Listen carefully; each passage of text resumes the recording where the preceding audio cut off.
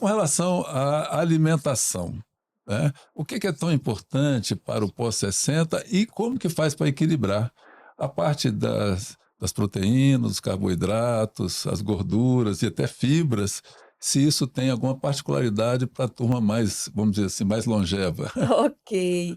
Pois é, alimentação é o primeiro pilar, né, do nosso método, né, não há dúvidas, né, do quanto é importante, é a nossa principal fonte de combustível, de nutrientes, então a gente sabe que não há saúde sem uma alimentação equilibrada. Mas existem muitas dúvidas, né, em relação porque existem muitos estudos sobre isso é bom agora, isso não é bom, mas a gente tem algumas, vamos dizer assim, verdades que a gente pode assegurar que tais alimentos, que tal quantidade não é saudável, né, não só para o paciente mais longevo, mas também, enfim, toda a população. A gente vê um problema recorrente na população 60 mais, que é a baixa ingestão de proteína, tá. Na verdade, a população em si tem uma dificuldade com a ingestão de proteína. Acontece que o paciente 60 mais, ele precisa ainda mais, tá. Bom, o que que é a proteína, né? Esse grupo, né, alimentar, ele é a principal fonte de aminoácido que vai compor a maior parte dos nossos tecidos. Então, depois da água, o que a gente tem mais abundante no corpo chama-se proteína, tecido proteico, tá? Então, esse é o principal macronutriente que eu tenho que consumir. Mas hoje houve uma inversão. As pessoas consomem mais carboidrato. Só que, paralelamente, ele tem menos movimento, ele não tem tanto gasto, então sobra. Então a gente tem uma pandemia de sobrepeso, quando a gente não tem o ganho de peso, a gente vai ter outras doenças decorrente desse excesso de carboidratos e da falta de proteína junto com o sedentarismo, tá. Então o meu alerta principal é em relação à proteína. Então vamos colocar aqui, mas em termos práticos, o que seria uma quantidade de proteína razoável? Existe um cálculo para isso, tá? Claro Ok. que, vai variar de paciente para paciente, nível de atividade física, peso corporal, mas em média a gente precisa de pelo menos 1,2 vezes o peso do paciente de proteína durante o dia.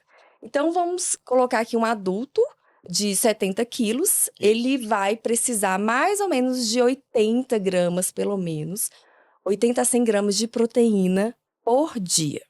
Legal. Isso é difícil de bater. Uhum. Vamos colocar aqui na vida real? Então, um bife médio tem 25 gramas de proteína. Agora eu fiquei preocupado, porque eu tenho 90 quilos. Eu sou Pois muito é. gato, mas não paro de ser grande. Exato, exato. Então um bife tem, em média, tem 25 gramas. Se eu consumo um bife no almoço e um no jantar, eu consumi metade da minha meta, 50. E as outras? Sim. E aí café da manhã, tá, eu como ovos no café da manhã. Um ovo médio tem em média 6 gramas de proteína, então se eu consumo Certo. aí 3 ovos, 18, vamos arredondar para 20 gramas, eu ainda não bati a meta de proteína. Mesmo Isso comendo um bife e consumindo 3 ovos. 2 bifes por dia, mais 3 ovos no café da manhã, eu ainda não bati minha meta de proteína. Estão conseguindo entender que é difícil? É, mais Então fácil. tem que ter essa educação, essa conscientização que o principal macro não é a gordura nem o carboidrato, é a proteína. O meu foco é ali, né. E E aí trocar, inverter o carboidrato vamos por em aí, deixa eu já alimentos. perguntar o lado bem prático, até que você fale para mim que a dúvida é minha, né. Onde é que tirando a parte de carne, essa proteína mais animal que a gente sabe que está lá, carne, frango, não sei o que você for comer. Tirando isso, né, onde mais que eu posso encontrar proteína para que eu possa me aproximar mais da necessidade? E vou complementar também, que você aproveita e já responde tudo, Priscila. Por exemplo, hoje está muito em moda esses suplementos de chamado whey protein, né? Estão por aí, disponível para todo mundo. Aí fala lá que tem a quantidade de proteína ali e tal. Aquilo isso realmente vale, a gente pode se valer disso e tal. O que mais? O fato é isso. O que mais para a gente ir cumprindo a meta da proteína, até porque a gente não quer perder músculo, etc, etc, sabe que isso é muito Perfeito. importante, né? Exato. Então, essa questão da baixa ingesta de proteína é quase cultural, né, porque a industrialização, ela colocou o carboidrato como principal, porque surgiram as indústrias de carboidratos, Mas o que que acontece? A gente tem que pensar o seguinte: nós nascemos para consumir proteína, isso é um fato. A gente foi perdendo isso. Acontece que a principal fonte de proteína é a proteína animal. Animal. É a principal. Mas nós temos alguns grupos vegetais que têm uma quantidade razoável, nunca será como uma proteína animal, mas tem e vai ajudar a gente a complementar aí junto com a Isso. proteína animal. Os Sim. principais vegetais hoje proteicos são as leguminosas: lentilha, grão de bico, feijão, tá? Então todas elas, ela tem uma quantidade ali de 25 a 30% de proteína nela. Uma parte é carboidrato e uma parte é proteína. Não podemos esquecer, não é tudo proteína, Tá tá? certo. Então, o ideal realmente é a gente ir num profissional para ajudar a gente a elaborar. Na dúvida, a gente elabora, tá? Essa dieta de vida que a gente chama do paciente, para ele ter uma noção do que ele precisa ingerir. Mas, então, assim, só para a gente recapitular, o vegetal ele tem, não é a quantidade, para eu abater a meta de, por exemplo, 25 gramas de carne, eu teria que consumir muito grão de bico. E isso pode, às vezes, até passar a minha meta de carboidrato. Então, é complementar, tá? Respondi a dúvida? Não, respondeu. Mas aí, já aproveitando, e se a pessoa está descumprindo, não está comendo adequadamente proteína, onde Aí é que vai entra o o sofrimento suplemento. maior? Perda de músculo e mais o quê? É, Mais que estrago provoca na pessoa? deixa eu falar um pouquinho do suplemento, né? Porque é aí que E, ele entra. sim, aquele Antes de suplemento. te responder, então, por causa dessa dificuldade, a gente Sim. tem hoje os suplementos, né? Ou complementos, na verdade é Os complemento. whey protein, Porque né? eu Tá não certo. consegui bater pela alimentação, eu posso, né, ter ali o uso do suplemento ou complemento.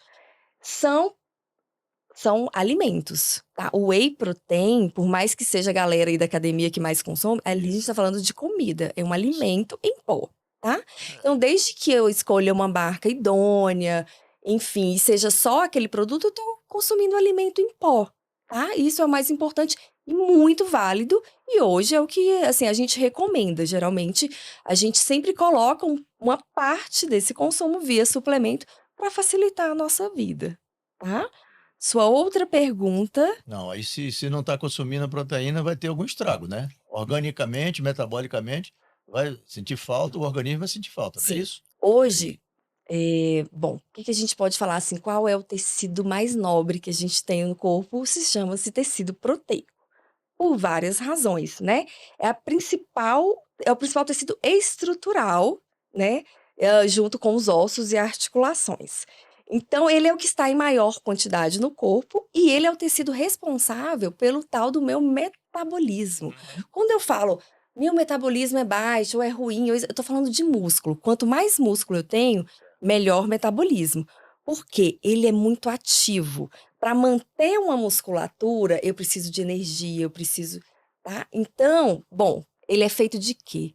De aminoácidos, né? Então, para eu manter toda essa nobreza, eu preciso consumir fontes de proteína que vai virar aminoácido para conseguir manter isso daqui. No mínimo manter, porque massa muscular a gente no mínimo precisa manter, mas o ideal é sempre a gente ter uma reserva, porque depois dos 60 o que que acontece? O catabolismo intensifica, porque intensifica os processos inflamatórios e de oxidação.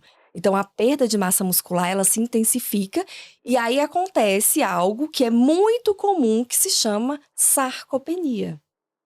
Então, o que que é a sarcopenia? É a doença, né, da diminuição da massa muscular, que acompanha também o quê? É uma fragilidade, né, e Isso. uma dificuldade em executar atividades físicas. Não só Uhum. atividade, né, exercício, mas tudo. Subir uma escada, ajoelhar, né. Então a sarcopenia hoje é um grande desafio Uhum. entre os idosos e as principais causas da sarcopenia é a baixa ingestão de proteína, a falta do exercício físico, porque é o exercício físico que faz o estímulo tanto para manter quanto para fazer novos tecidos musculares, Fortalecimento, né? fortalecimento, e o terceiro fator é o desequilíbrio hormonal. Então, sem hormônio, eu perco mais massa muscular. A gente tem um hormônio fundamental para isso que se chama testosterona.